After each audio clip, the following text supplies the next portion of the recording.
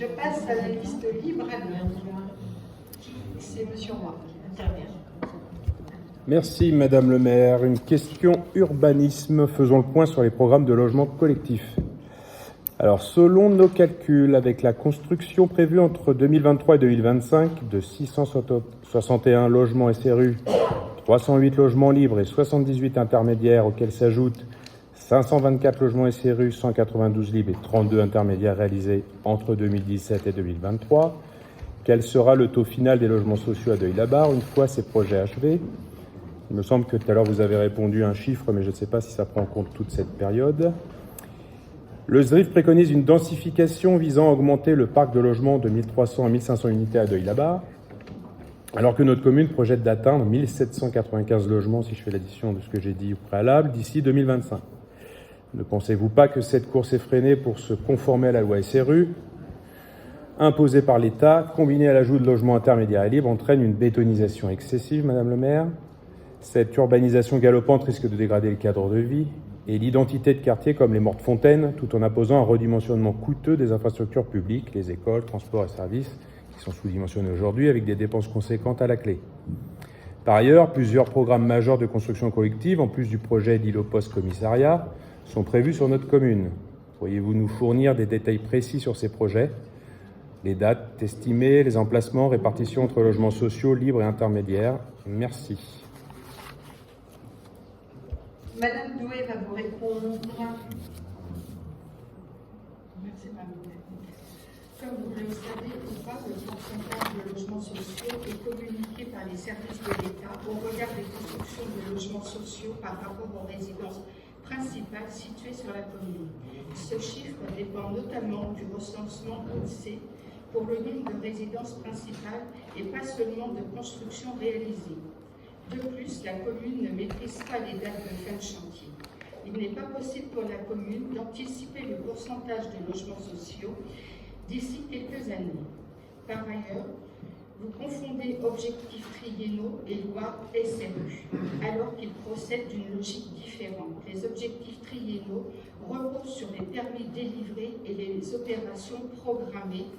Quant au titre de la loi SRU, les services de l'État ne prennent pas en compte pour le calcul du pourcentage de l'année N que les logements livrés au cours de l'année N-1. À ce titre, le pourcentage de logements sociaux est de 21,03% au 1er janvier 2024. Aussi, et contrairement aux affirmations du nombre de logements livrés en 2023, à ce jour est seulement de 28 LLS.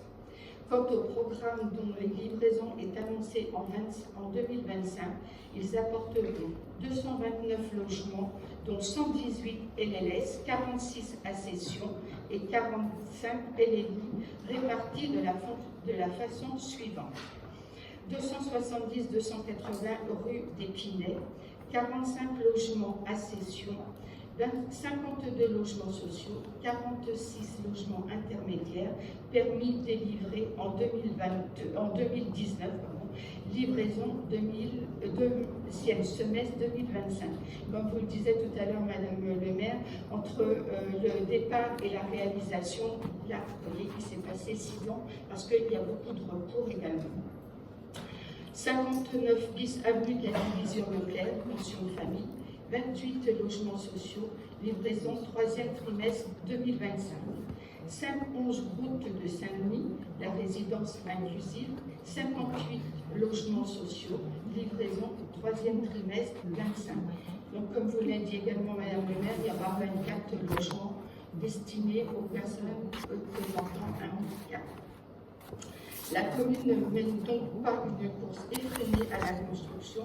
Elle raisonne sur le long terme en anticipant les évolutions, notamment par la création d'opérations d'aménagement programmées, l'OAP de l'îlot de la Bosse, de commissariat, et l'îlot Charcot, inscrite au PLU depuis 2019. Elle prend en compte l'ensemble de son territoire pouvant accueillir des logements collectifs, limite les constructions pour lui laisser le temps d'adapter ses équipements, en prévoit dans les opérations d'envergure. Il semble plus utile de répondre aux besoins de logement en construisant des logements sociaux répartis sur l'ensemble du territoire communal que de payer une pénalité SRU et de se voir carencer. Par ailleurs, la commune travaille sur la protection du cadre de vie des Leuillois, comme la Poulaillère qui remporte un franc succès et une fréquentation très importante. Merci beaucoup.